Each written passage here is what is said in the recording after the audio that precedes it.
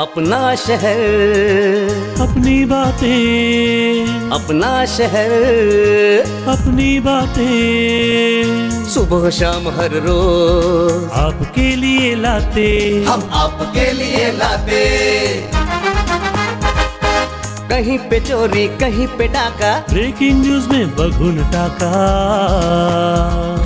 मंत्री मौजी पाड़े का काका, न्यूज अपनी चटपटा पटाका, पटा पटाखा पटा पटाखा। खबर दर खबर पहुँचे आपके घर, देखे न्यूज ये पूरा शहर। News, reviews and interviews, fresh and hot, without excuse, Without excuse, without excuse.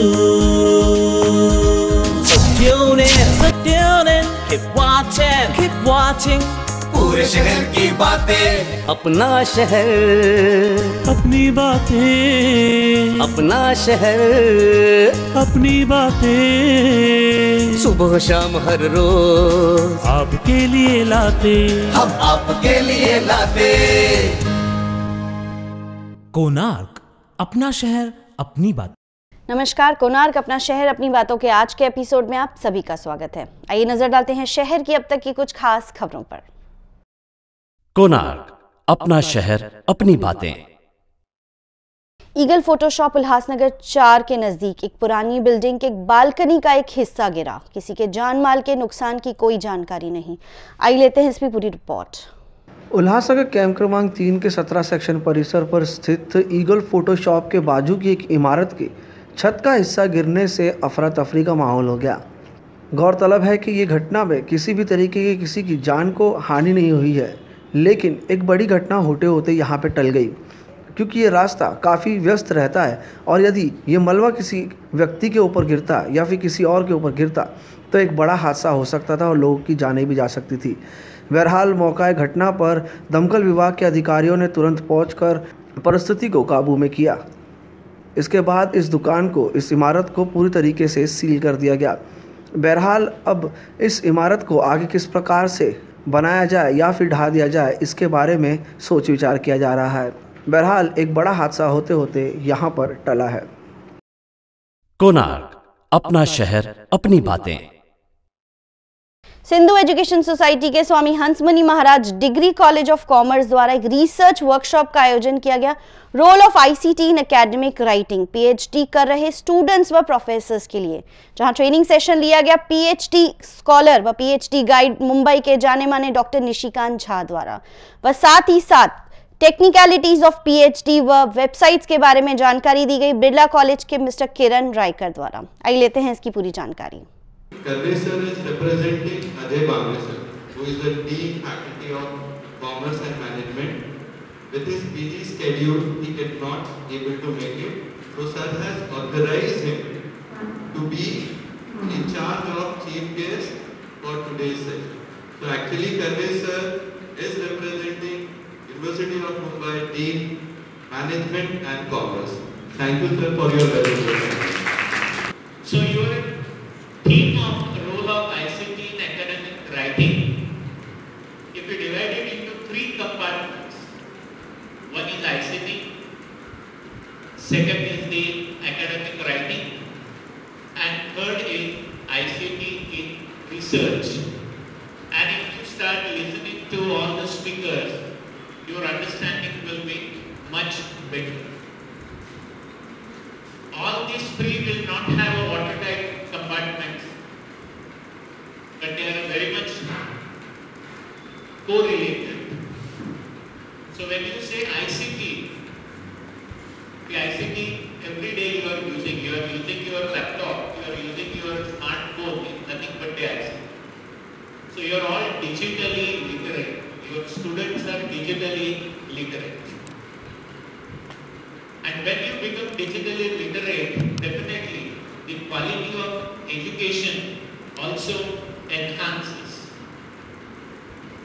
So this is the role which the ICT is playing in education today. Very important. It is not just a shifting of a chalkboard to the digital board. I'll give you 2 examples. Recently I have visited at Ratnagiri, quite a rural area. The Pinolex, we are having the engineering college. See how the ICT is compulsory to log in at a particular time, say 9:30 to 10 in the evening, late evening. And the students, those who want to interact with them, they will also log in. And then there is also exchange, solving of the difficulties online during this half an hour period. Just to brief, or just to start a small introduction of our college. Our college is a 10-year-old institution that was started with 25. Today we stand tall with more than 850 students and a variety of programs that range from junior college to graduate, undergraduate programs and postgraduate programs. What we are here for today is to learn the importance of ICT. As Sir has already shed light on all the aspects of ICT, how important ICT is for us today. Where being academic, we always think it is the job of PhD guide, it is the job of PhD scholar, it is the job of MPhil scholar. But why not for all of us? Why not for all of us? क्यों नहीं हमारे लिए? क्यों नहीं आपके लिए? For every one of us, research is must. Believe me, if today I am successful teacher or human being, so many awards ऐसे फुकट में नहीं दिया उन लोगों ने. It is only and only because of my research. And today I am standing before you because I was the youngest PhD guide in the history of Mumbai University. What we are doing here is nothing but on a surface level. That is not the, we are not going deep into the internet. There is lot of things. What we are just using is hardly 4% of the internet on the website. There is lot of things hidden in the internet, just like the ocean. Most of the things are hidden inside the ocean. What we see is just the water. Yes, the same thing is like with the internet. Now what is the, we are using the Google, Facebook, this is just the surface level of the things. The most important is the deep web and the dark web. The deep web deals with, as you said, these are the academic reports, repositories, and it is very difficult to reach those documents because they are not freely accessible to the, on the internet just like on the Google. It has to be accessed very to the deep search. That is known as the deep web. And more very interesting is about the dark web, where most of us, the common people, never have access to the dark web. The dark web deals with illegal activities where the hackers are there. There are many illegal activities like drug trafficking, human trafficking. These all things goes on in the dark web. इसी research workshop के संदर्भ में हमने बात की doctor Nishikant Jha से. क्या है उनका कहना, ये जानते हैं. This was my first visit to Ulhasnagar. I am thankful to entire management, principal, vice principal and entire team of this college who has given me this opportunity. And I am also thankful to Ajay Bamre sir, very particular, who is the Dean of Commerce Faculty, Commerce and Management Faculty, University of Mumbai, who had a faith on our entire team. And I am also thankful to Karve sir. Without him, I could not have been here. Early in the morning, he took the pain taking me from Kalyan to here. But overall, this is a young college, to be honest.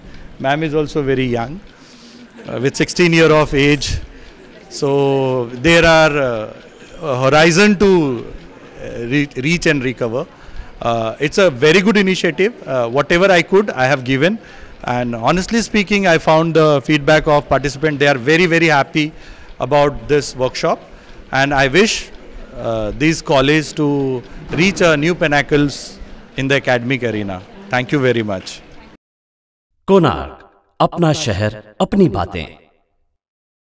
NCP द्वारा urban cell की शुरुआत की गई है. इसी को लेकर एक पत्रकार परिषद का आयोजन किया गया एनसीपी द्वारा. क्या है ये अर्बन सेल व किस प्रकार इस अर्बन सेल का फायदा होगा आम जनता को, आइए देखते हैं और बात करते हैं एनसीपी की महाराष्ट्र स्पोक्सपर्सन से. मॅडम, अर्बन सेलची आज जी बैठक उल्हासनगरला पार पडली, काय म्हणजे काय कशा प्रकारे अर्बन सेल काम करणार आहे आणि त्याची स्थापना कधी झाली?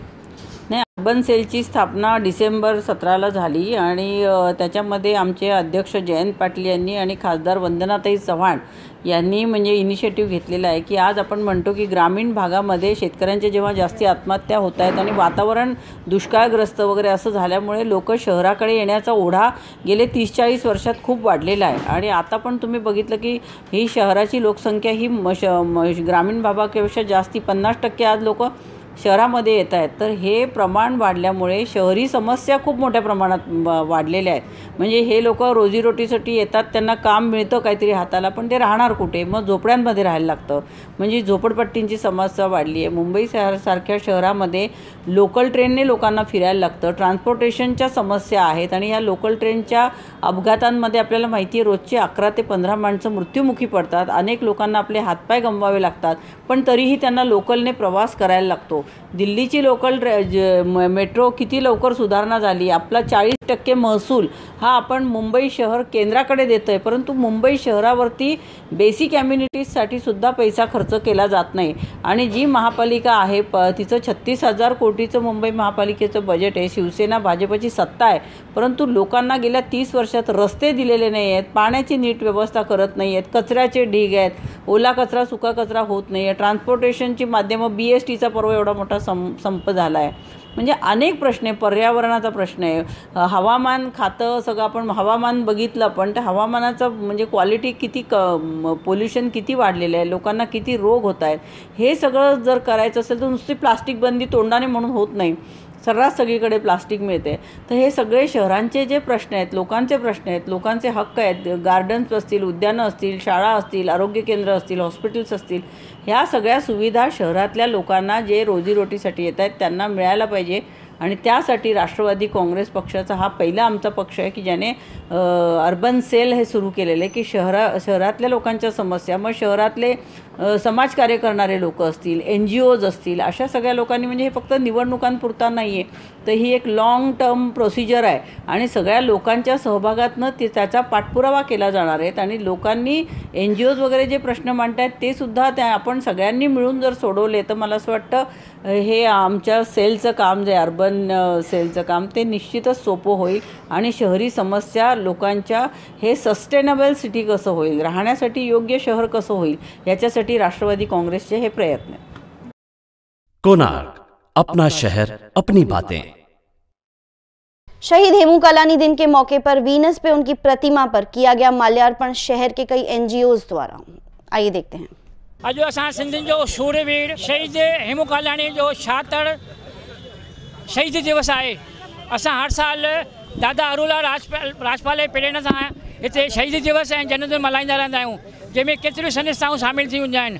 अॼु बि फुल वॾे तइदाद में सभु संस्थाऊं पॉलिटिक्स लीडर जी पहुता आहिनि.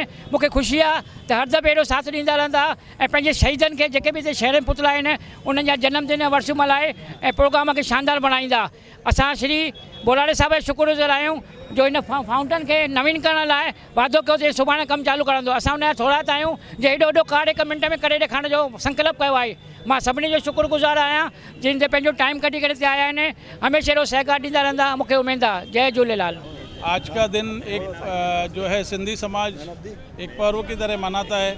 हमारे देश प्रेमी जिन्होंने अंग्रेज भारत छोड़ो आंदोलन में बहुत जमकर मोर्चा लिया था, सिंध प्रांत से जाने वाली एक ट्रेन में जो उसकी पटरियां हैं उनको उखाड़ दिया, उसकी वजह से उनको अरेस्ट किया गया और उनको जेल में डाला गया. उनके साथ पूछा गया कि आपके कौन कौन सहयोगी हैं. उन्होंने अपने सहयोगियों का नहीं नाम लिया और खुद हंसते हंसते शहीद जो है उनको फांसी की सज़ा दी गई. आज मैं उनसे नसीहत लेके कहता हूँ हमें भी अपना देश प्रेम जगाना है. देश प्रेम जागेगा तो देश आगे बढ़ता जाएगा. यही कह के 2 शब्द में अपने ख़त्म करता हूँ. कोणार्क, अपना शहर अपनी बातें.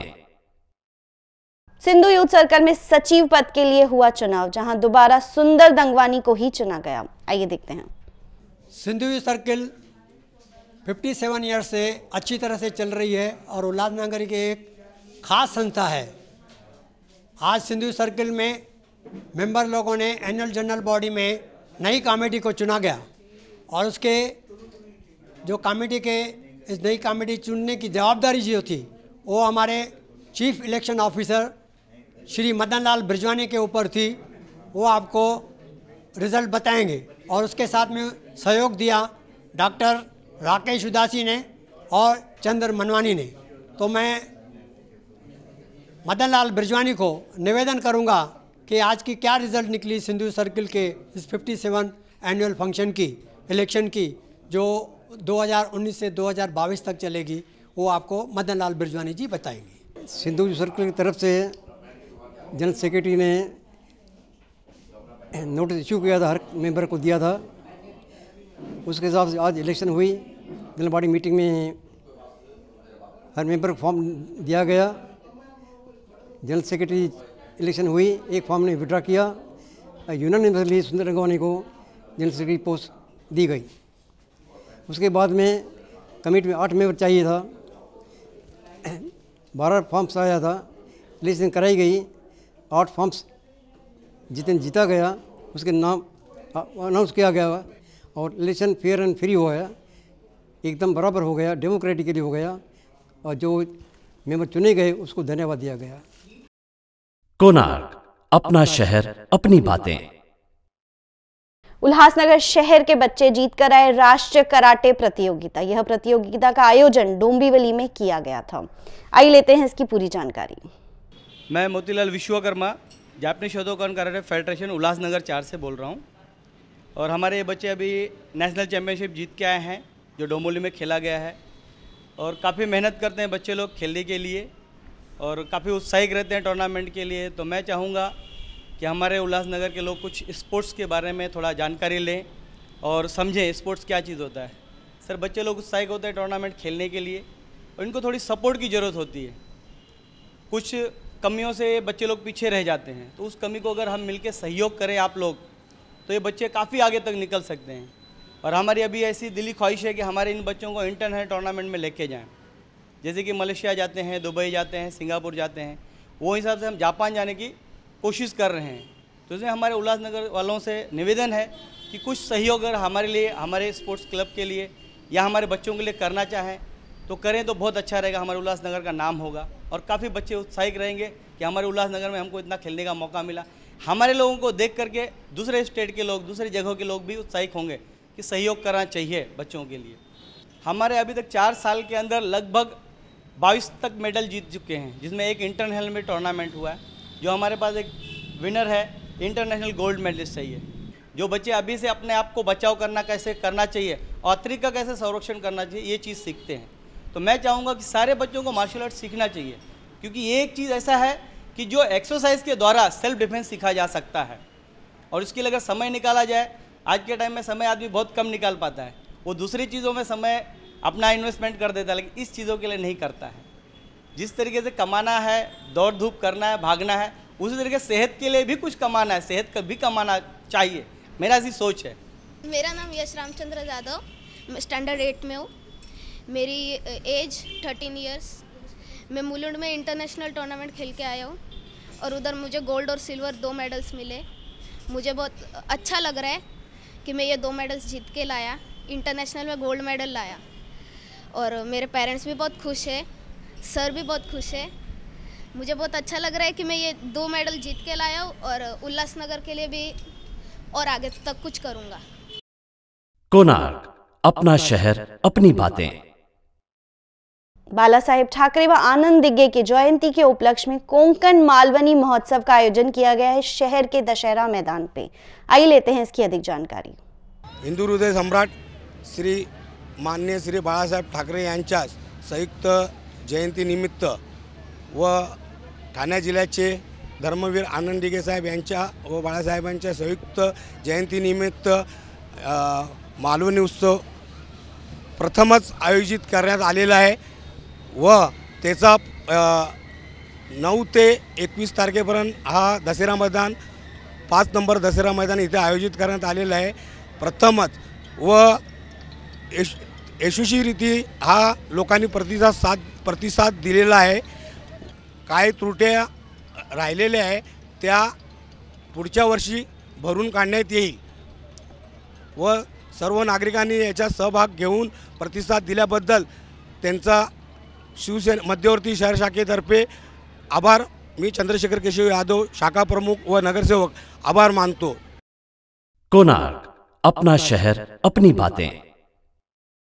धार्मिक गुरु सुधांशु जी महाराज उल्लासनगर शहर आ रहे हैं 1 से 5 फरवरी तक, जहां उनका सत्संग किया जाएगा शहर के दशहरा मैदान में। व साथ ही साथ कई मेडिकल कैंप्स का आयोजन भी किया जा रहा है। आइए लेते हैं अधिक जानकारी। परम पूज्य श्री सुधांशु जी महाराज के पावन सानिध्य में धर्म भक्ति सत्संग उल्लासनगर महाराष्ट्र। शुभारंभ दिनांक 1 फरवरी 2019 साय 5 बजे से 7 बजे तक। दिनांक 2 से 5 फरवरी 2019 प्रातः 9 बजे से 11 बजे तक, साय 5 बजे से 7 बजे तक। मंत्र दीक्षा 4 फरवरी 2019 दोपहर 12 बजे से। सत्संग स्थल दशहरा मैदान उल्लासनगर नंबर 5, जिला ठाणे, महाराष्ट्र। आयोजक विश्व जागृति मिशन, श्रद्धा लोक आश्रम, उल्लासनगर मंडल। संपर्क सूत्र। हरिओम। ॾाढी ख़ुशी जी ॻाल्हि आहे त असांजा परम पूज्य आचार्य श्री सुधांशु जी महाराज उल्लासनगर में अची रहिया आहिनि। असां सभिनी तव्हां सभिनी खे विश्व जागृति मिशन श्रद्धा लोक आश्रम जे तरफ़ां निमाणी वेनिती आहे त सभु ॼणा अची करे सत्संग जो लाभ वठनि। प्रोग्राम हिन प्रकार आहे, पहिरीं खां 5 तारीख़ ताईं उल्लासनगर 5 दशहरा मैदान उल्लासनगर 5। पहिरीं तारीख़ सुबुह 9 शाम जो 5 खां 7, ॿी तारीख़ खां वठी 5 तारीख़ ताईं सुबुह जो 9 खां 11 ऐं शाम जो 5 खां 7। इन विच में असां संडे ॾींहुं ब्लड डोनेशन कैंप बि रखी वई आहे, त सभिनी उल्लासनगर वासियुनि खे विनती आहे त अची करे सत्संग जो लाभ वठनि। ख़ुशी जी ॻाल्हि आहे त असांजा सदगुरु स्वामी सुधांशु महाराज श्री उल्लासनगर में पधारे रहिया आहिनि। पहिरीं तारीख़ खां 5 फरवरी सत्संग जो प्रोग्राम आहे ऐं संडे जे ॾींहुं ख़ासि थैलीसीमा ॿारनि जे लाइ ब्लड डोनेशन कैंप रखी वई आहे। उहो बि हिकु सुठो कार्य आहे ऐं असांजो गुरु जी आदरणीय आहिनि, आदर्श आहिनि। उन हिसाब सां मूंखे लॻे थो सत्संग वग़ैरह सभु टीवीअ ते ॾिसंदा हूंदा ऐं सभई ॾींहं अची करे हिन सत्संग जो लाभ वठंदा। हरिओम। असां सभिनी खे ॿुधाए ते बेहद ख़ुशी थिए थी त उल्लासनगर में श्री आचार्य सुधांशु जी महाराज पधारे रहिया आहिनि। पहिरीं तारीख़ खां 5 तारीख़ ताईं, पहिरीं फरवरी खां 5 फरवरी। इन विच में असां हिकिड़ो स्पेशल सेक्शन रखियो आहे। सभु टीचर्स खे असां हाली इनवाइट था कयूं त सैटरडे 2 तारीख़ सुबुह जे सेक्शन में टीचर्स खे असां इनवाइट कयूं था ऐं 3 तारीख़ सुबुह जो सेक्शन 9 खां 11 ताईं सभिनी वापारी महामंडल खे असांजी हिदायत आहे त अची करे असांजो शान वधाइनि ऐं सत्संग जो लाभ वठनि। हरिओम। श्री सतगुरु सुधांशु महाराज की जय। हरिओम। हरिओम। कोणार्क, अपना शहर अपनी बातें।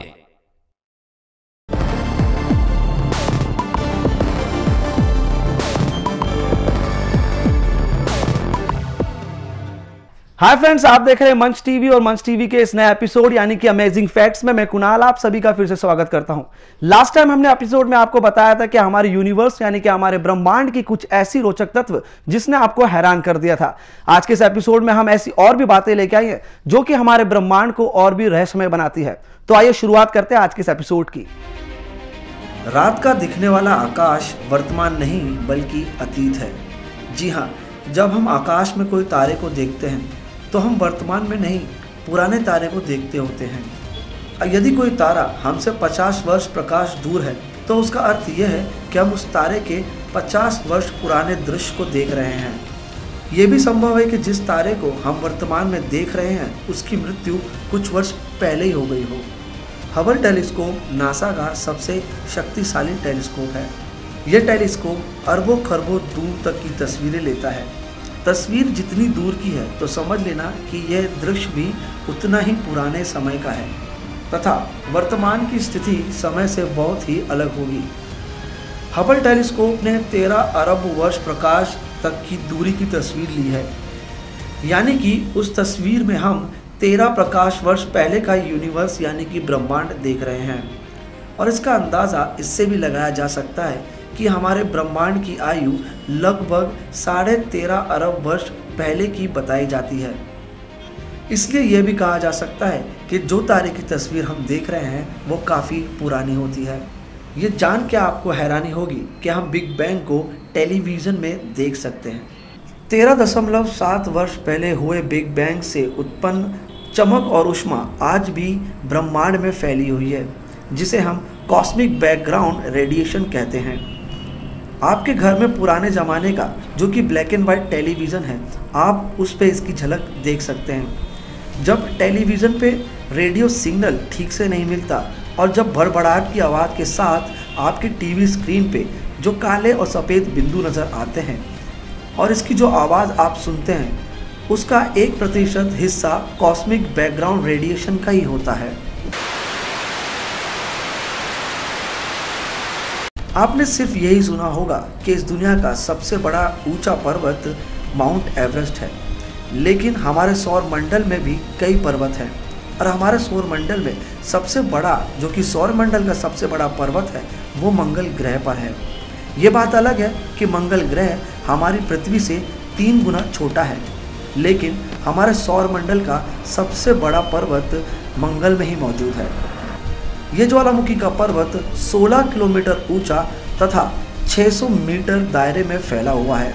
माउंट एवरेस्ट के मुकाबले ये पर्वत उससे 3 गुना ज़्यादा बड़ा है।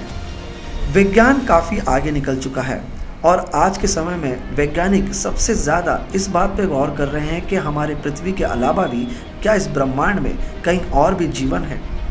Search for extra terrestrial intelligence एक प्रोजेक्ट है जिसका ये काम है कि वो इस यूनिवर्स में कहीं और भी जीवन यदि है तो उसकी खोज करना। अकेले हमारी गैलेक्सी में ही 50 करोड़ ऐसे ग्रह हैं जहाँ पर जीवन होने की संभावना है और जहाँ तक हम ब्रह्मांड को देख पाए हैं इस पूरे ब्रह्मांड में लगभग 170 अरब गैलेक्सियाँ मौजूद हैं, जिसमें से अधिकतर गैलेक्सी हमारी गैलेक्सी से काफ़ी बड़ी है। तो फ्रेंड्स, उम्मीद है कि आपको ये जानकारियां काफी पसंद आई होगी और हमारे ये फैक्ट्स आपको काफी पसंद आ रहे हैं। इसके लिए आपको ये करना होगा कि हमारे YouTube चैनल को सब्सक्राइब करना है और देखते रहना है मंच टीवी। कोणार्क, अपना शहर अपनी बातें। तो ये थी हमारी अब तक की कुछ खास खबरें। तो फिर मिलेंगे इसी समय इसी चैनल पर, तब तक ले दीजिए हमें इजाजत। धन्यवाद।